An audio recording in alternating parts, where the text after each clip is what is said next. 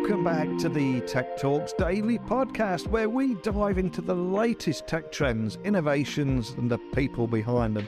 And today I've got an exciting guest for you all. His name's Daniele Mensi, and he's the Managing Director at the DigitalBits Foundation, a company that's transforming the brand economy and shaping the future of consumer engagement with blockchain technology. And he brings a wealth of experience in technology, finance, and telecommunications. And he's played a crucial role in companies such as Ubiquiti. But we'll be discussing today DigitalBits, its partnerships with renowned brands such as Inter Milan, AS Roma, and Dignitas, the esports team, and also the work they're doing with brand ambassadors from David Beckham to Francesco Totti. Incredibly cool work that they're doing over there. But today, I want to explore the world of blockchain for brands, discussing the challenges of blending B2B and B2C approaches in the brand economy, and how DigitalBits aims to become one of the top 5 blockchains in terms of transactions and adoption. So buckle up and hold on tight, because no matter where you're listening in the world, it's time for me to beam your ears all the way to the UK, where you can join me and today's guests in a conversation about DigitalBits, customer engagement, loyalty, blockchain technology, and everything in between. So a massive warm welcome to the show. Can you tell the listeners a little about who you are and what you do? Thank you for having me. It's a great being here. And so my name is Daniele Mensi. I'm the Managing Director of DigitalBits Foundation. And, I love to record kind of a video podcast and have fun talking about the things I love the most with people like you. So thank you very much. No, thank you for coming on. And I'm conscious there will be a lot of people listening all around the world that are listening and hearing about DigitalBits for the very first time. So for those people, can you set the scene by offering a bit of an overview of what DigitalBits blockchain is and how it's specifically designed to cater to brands and indeed the retail sector? Yes. So DigitalBits stands for blockchains for brand. And the goal of the DigitalBits project is to onboard brands with this technology, which perfectly fits into the mission of creating a journey where brands and consumers can engage in a more meaningful way as opposite to Web 1 and Web 2. So that's in a very, very simple term without overstating that blockchain can do everything, including pasta and pizza. And I'm curious then, so in what ways does DigitalBits approach to blockchain-based loyalty programs? How does it differ from traditional loyalty programs? And how do these differences benefit both the consumers and the business? Because that's where we're aiming, that sweet spot we're aiming for. But what are the differences between those two worlds? Yes. So the key difference is the timing perspective of the loyalty item. So in traditional loyalty schemes or loyalty programs, typically you have a platform. You might have multi brands or multi programs, and which obviously with benefits which last over time and means of engagement. So the first issue is that this is let me say it's a kind of a transaction, meaning that something happens, either you are aware of it, you are being targeted, you get something that you perceive of value, and then you do something. Typically, either you buy the points or you get the points, you spend the points, and it's transactional, okay? It's pretty repetitive in a way, and it stays kind of flattish, okay? Then this amazing technology came along, which is the blockchain. And so far, the main use case for the blockchain technology is to address transactions. If you think about, trading, it's mostly about transacting a coin over a platform, which is an exchange. Centralized, decentralized, doesn't really matter, but still transaction. So what we envision here is how can we have a journey where these transactions become more experiential and different and meaningful interactions. So this means you factor this transaction over a longer period of time. So that's the first point. The second point is, that at the end of this journey, there is a metaverse, but you need to have building blocks to get there. And today is very early to say what brands need to get consumers in the metaverse. So in fact, it's a kind of a top-down exercise, and we said, okay, so traditional loyalty schemes are eventually brick and mortar, are related to one single brand and which capture most of the benefit. What if these loyalty programs can interact each other in a kind of liquid and interconnected environment? And that's where, the blockchain comes into play, because one of the validated use cases of the blockchain is that blockchain has proven to create liquid interactions, meaning that any coin that today sits on a blockchain is likely to have a liquid market. So it can be easily exchangeable. Okay. So in fact, to answer to your point, is that three elements, which is the idea is to replace brick and mortar with an open ecosystem. Secondly, sustain the journey of the reward scheme over time, which is, for example, you start the journey by downloading a wallet, then you get a reward, and the wallet can be either brand specific or could be, a white label wallet that the brand can use, obviously tailored to the DigitalBits chain. Then by the time consumer download the wallet, then start engaging with the coin, because the coin has an element of value, and the coin is, they receive as a means of reward because they have done something. Typically, they didn't pay, okay? But they just get the coin because they have done something meaningful for the brand. And from that moment onwards, they can get the coin, they can use the coin or can get the coin over time to get also privilege and access to some either products or experiences. So at the end of the day, this is about rethinking how those loyalty scheme works, not only in technological terms, but also in a time horizon span, creating a multifaceted environment. Before speaking to anyone in the blockchain space, I always do a little bit of research and look for things like partnerships, see what kind of adoption they're getting out there. And when I was researching you guys, I quickly learned you got some pretty big partnerships with people such as Loot Mogul, Fireblocks, and Trust Shop, and several more. So how have these partnerships with companies like this contributed to the growth and success of DigitalBits? And are there any notable use cases or stories that you could share that just bring to life what we're talking about here? Yeah, so that's a very good question.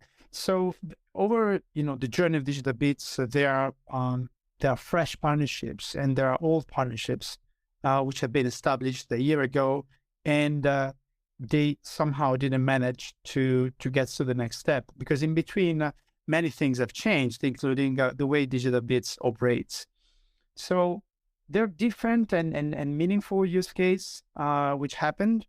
And I would say there is one, which is, I would say, the one that in the current conditions bring most of the value, which is being able to effectively use a coin as a payment tool. So in fact, we have started this journey back in May with a partnership with a partner called CoinBar. CoinBar is both a payment processor and an exchange, mostly for institutions. And this partnership has enabled the integration of DigitalBits coin with one of the biggest streaming platforms in the world, that is Chili.com, which is active in the UK, in Italy, and in the rest of Europe. They have, I think, 5 million plus clients all over. So in fact, we started very simply by enabling payment with DigitalBits coin in a very simple manner. You can use either the non-custodial wallet, or you can use the CoinBar Pay solution, which is essentially enabled to pay with an account which is pegged to the exchange. Okay, so if you have an account there, you can pay seamlessly to Chile.com. That was a kind of a prototype, because there's still an element of friction, which is you need to have a wallet and you need to pay with a QR code.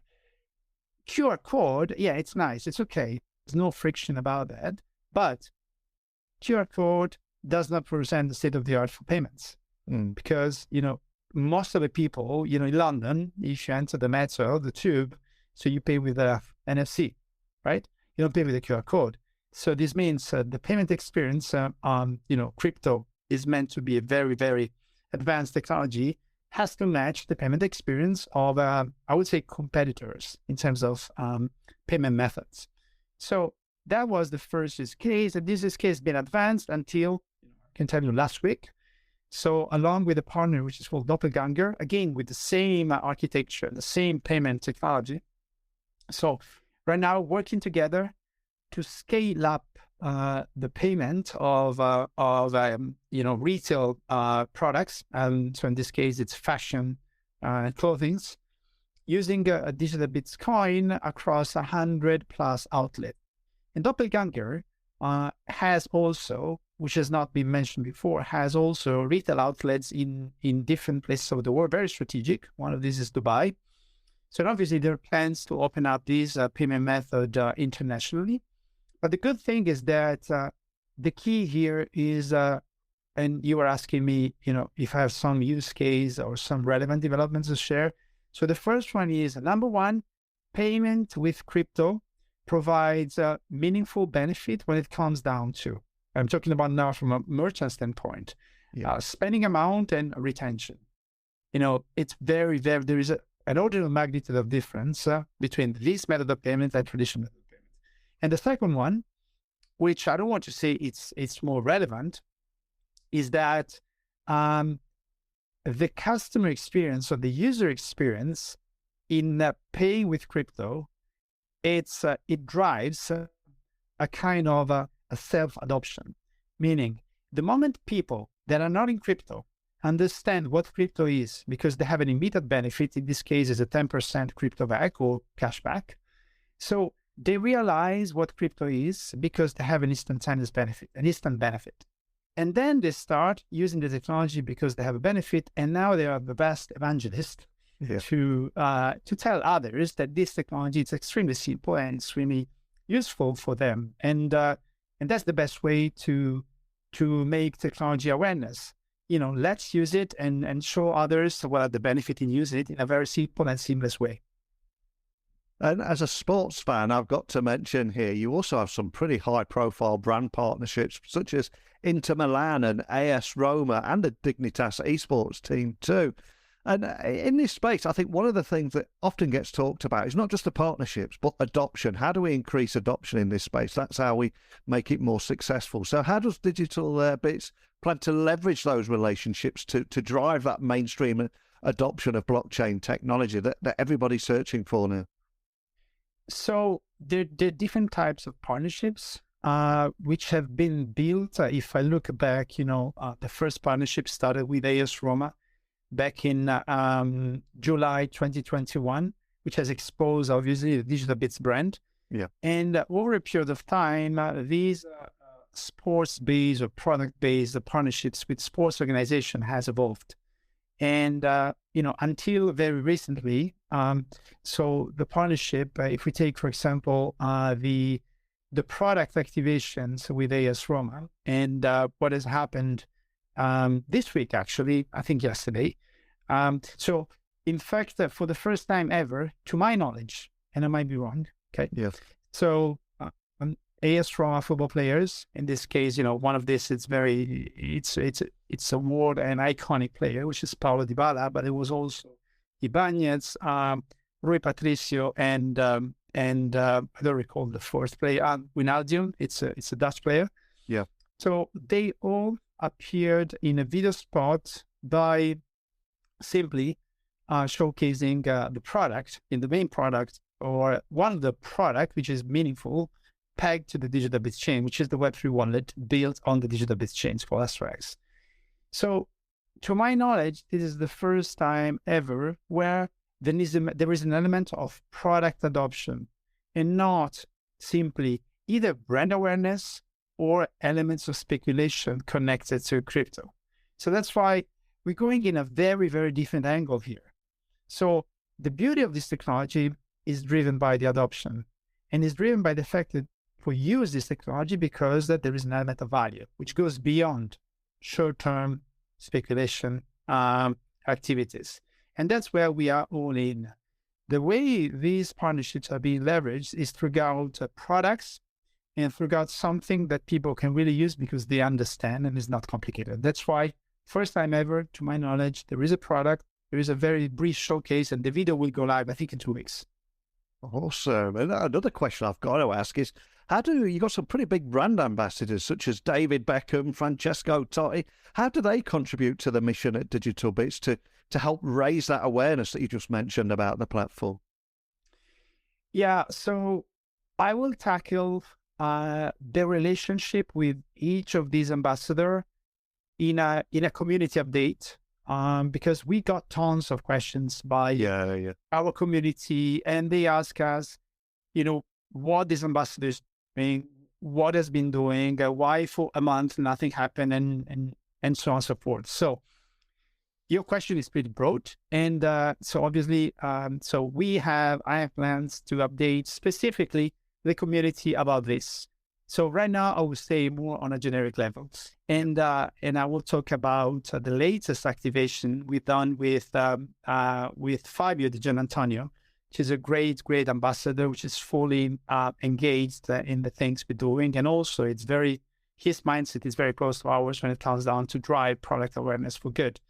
So Fabio, it's a MotoGP, it's a Ducati driver of the team Gresini. And Fabio has just launched his new merchandise website. And there will be an element of product integration there. I don't want to spot, but the key here is that Fabio is not just a driver to expose the brand, but Fabio is engaged in driving product awareness and also show his fans how to connect with this technology. He's already a tech entrepreneur because he has his own website. He's a very stylish rider because he's also a designer of his own merchandise. And there will be an element of co-branding, and there will be an element of product integration in anything he's doing. And it is great to share this with our community on how the technology of DigitalBits is fit to the mission of Fabio to expand the outreach of his brand towards the fans that love him the most. So, and that's very, very interesting. And our team is excited about the fashion component of a partnership with an ambassador, which is a rider in MotoGP. Well, thank you for answering that. I know you are locked down and limited as to what you can talk about right now, but there's plenty of teasers in there to get your community talking and exploring where that may lead to. But if we were to zoom out for a minute, away from partnerships and adoption and ambassadors and all that stuff, as a leader, what are the unique challenges and equally opportunities that you've faced as managing director at DigitalBits Foundation, given your extensive background in everything from technology to finance and telecommunications? Is there anything you can share around that? First, I will talk about the joke that it's pretty recurrent.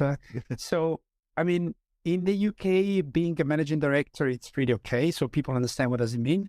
But in all the other countries outside the UK, the managing director role is not fully understood. So people are asking me, who is the CEO?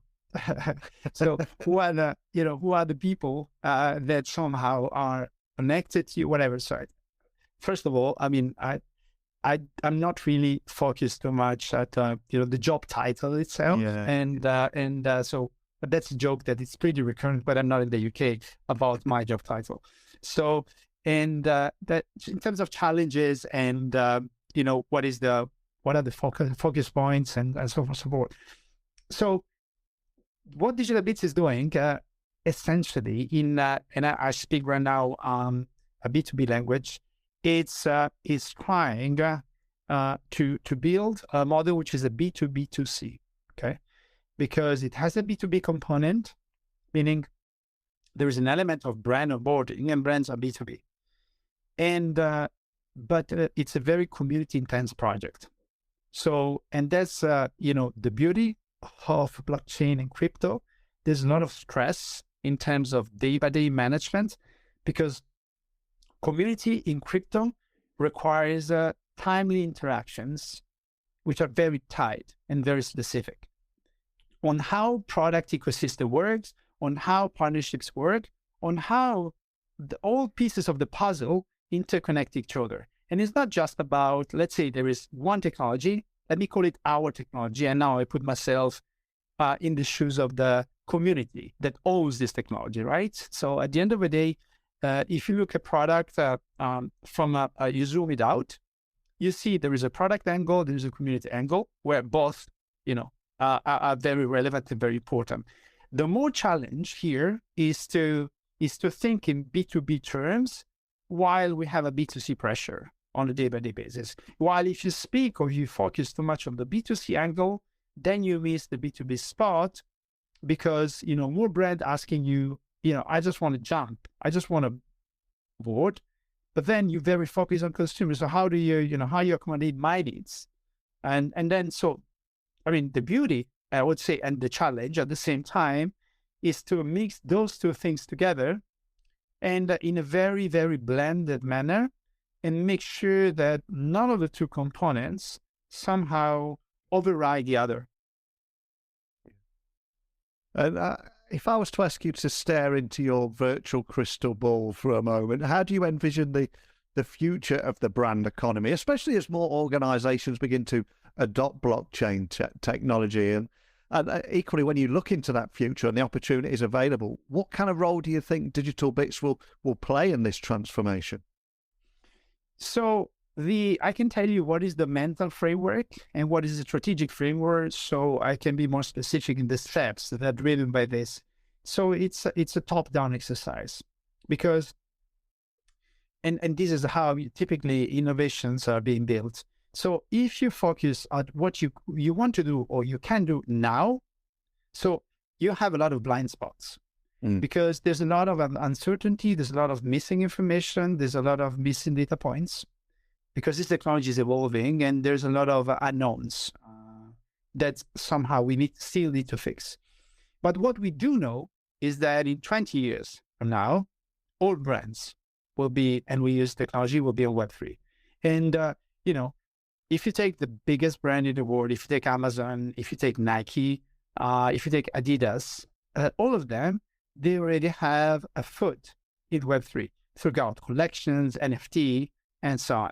So this means this journey has already started, which is a kind of a North Star, right? Yeah. So what are the steps that all these brands have to take in order to fully embrace this technology, including using crypto as a method of payment? And this is not a plug and play, which happens in a day. And so, first of all, there is an education gap, meaning brands want to make sure that their consumer and their audience understand what they're telling them. If you come too early with a narrative, which is complicated, then they refuse to enter into this journey. And that's why we reverse and we say, there's a lot of things we don't know, right? But we know that there is a first step that any of them have to take, which is a consumer and a wallet, right? So let's start from this step. And this is what we're doing. So we entered into relationships with retailers across different industry. Some of them announced, some other will announced. And the use case that is being validated is the payment use case and the use of a wallet. Yeah. Is it perfect? It's not perfect. People still asking the same question that has to be repeated all the time on how you keep custody of your assets in a non-custodial wallet. People forgot password. People forgot PIN code. People forgot the seed phrase. What happened? Well, it's a problem. So, meaning that you have to start, and it's a painful exercise because it's boring. You don't convert about telling people how to keep custody of a seed phrase. Yeah. That you cannot call the customer care if you miss your password because no one have it. It's a non-custodial, meaning no one is keeping custody of it unless you.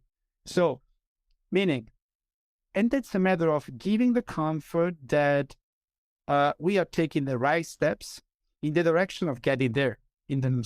Moving towards the North Star.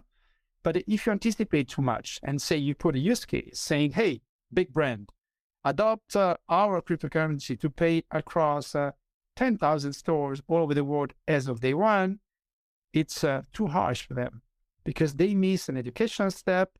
They have to make sure that the 100% of their target audience and the target base is aware of it, and they are okay to use this technology with peace of mind. So this means we're patient. Our community is asking us a lot in a very short amount of time, and we listen all these feedbacks, and we try to do as much as we can to provide the feedback to them, saying, hey, we're addressing this because we have a lot of valuable insights and feedback. The payback or the payoff here is that when it comes down to brand economy, things happen very slow. And this industry moves really fast. Okay. So then we have to cope with these two phases, moving fast in a slow environment, providing our community and the whole crypto industry with enough reassurance that we are on the right track. Yeah, it's such a great point you mentioned there about moving fast in a slow environment, and especially around the wallet issues there, seed phrases, etc. And another topic we've got to bring up before I let you go today is what is the role of NFTs within DigitalBits ecosystem, and how can they enhance the brand experience, not just for the consumers, but for businesses too? Yes, it's a good question, actually. So NFT are proven in the communities that already use and consume this technology as addressing the needs of having digital property. Okay, so this is proven and it works really well in some, let me say, restricted circles. Okay, so our goal is to expand this restricted circle, interconnect each other, and having these a tool, let me say, or these assets to be widely adopted.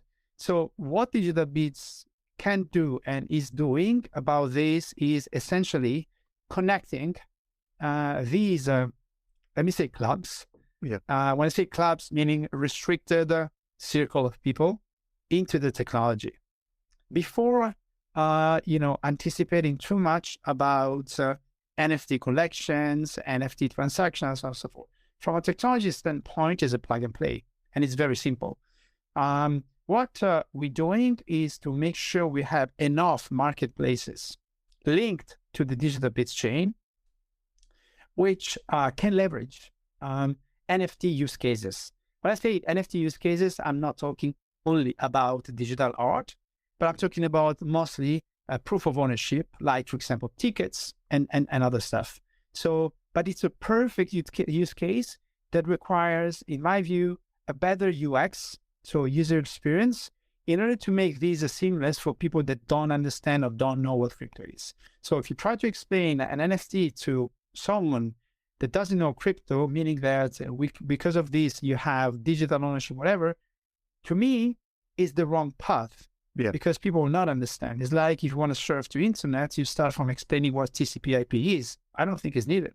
No. So it's more about addressing the user experience need, saying, well, it's a collectible, it's an NFT that if you have it, and only you can have access to this, and this, and then you can do this, and this in a very simple way. So from our standpoint, most of the focus is not on the technology. It is, we do this behind closed door, but the focus, which is more visible, is on the user experience side, meaning wallet usability and connecting the very simple business circles to the technology in order to create kind of a cross-pollination ecosystem. Well, I cannot thank you enough for taking the time to give an overview of everything DigitalBits in a language that anyone can understand. And I'm also conscious we will have a few loyal members of your community listening, hoping for a few teasers about what they can expect later in the year. And I know you're probably locked down to NDAs and you're extremely limited as to what you can share. But I wondered if there are any teasers you can offer around any upcoming projects, partnerships or developments in the pipeline that you are excited about, and also how they will contribute to the platform's overall growth and success, not just this year, but next year and beyond. But is there anything you can leave us with today? Yes. So there's different metrics right now we focused at. And for example, if you want to know how many transactions, and I'm talking about the payment use case, how many payments happen on that blockchain over a period of time to address a real world use case. It's difficult to say because there's no harmonized metrics. So our goal is to be among the first blockchains this year. And when I say among the first, I'm talking about among the first 5, because it's this metric is very subjective in terms of a number of merchants and retailers connected to the chain and number of consumers that use the chain to settle payment on chain. Okay. Can we say that DigitalBits chain will settle more transactions than Bitcoin? No. Okay. What we can say is that we have good numbers that back the business model of creating real adoption in the real world. And obviously, the goal here is to create a blueprint that can be leveraged also by other blockchains, because our goal is to grow the space, not only our project, because we feel that this space is still too tiny. And if we want to improve consumers' adoption and also help a regulator to improve a compliance framework, we all have to work together in a kind of open mindset mode. And we don't say we're the best, we're not. And we're very happy to collaborate also with other chains to drive mass adoptions, no matter in which chain that will happen. But we're very, very open-minded to support the growth of the space. Well, thank you so much for coming on the podcast today and bringing everything that you're doing at DigitalBits to life. And for anyone listening that wants to dive a little bit deeper, maybe join your community or just have a look around the website and find out more information. What's the best starting point for all things DigitalBits? I think the best entry point is always Twitter, or CT, as people in crypto calls, and because Twitter, most of the contents are created natively on Twitter in daily interactions, and obviously Telegram is it's very specific. It's a kind of an education channel on the blockchain, and mostly, and then this is what is already established. And we focus at growing the community on Discord and on Reddit, because we're not as advanced as we are on Twitter. Awesome. Well, I'll add all the links to the show notes so people can find you nice and easily. Can't thank you enough for coming on here, talking about DigitalBits blockchain and its transformative impact to the brand economy and the consumers of tomorrow, but all in a language that everyone can understand. And one of the reasons I record this podcast every day is to try and demystify this technology, put it in a language everyone can understand. And that's how we increase adoption, partnerships, and all the magical stuff. But just thank you for joining me today. Thank you, Neil. It's a great pleasure being here. Thank you again. And that's a wrap for today's episode of the Tech Talks Daily podcast. And a big thank you to our guest today from DigitalBits for not only sharing his insights on the transformative impact of blockchain technology and the brand economy and the future of consumer engagement and loyalty, but doing it all in a language that everyone can understand, demystifying the technology and helping everyone get on board and understand how it might be able to help consumers as well as leaders listening, how it can help their business.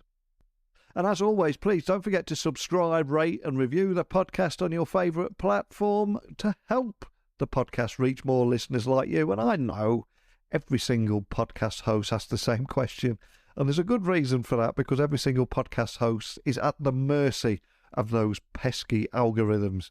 So if you can help with that, I genuinely appreciate it. But please stay tuned for more exciting episodes. I record this every single day, 365 days of the year. So join me again tomorrow. We'll continue to explore the world of technology, innovations and the people behind them. And if you have any questions or suggestions for future guests, please feel free to reach out on techblogwriter@outlook.com, Twitter, LinkedIn, Instagram, just at Neil C. Hughes. But more than anything, thanks for spending a bit of time with me today. And until next time, don't be a stranger.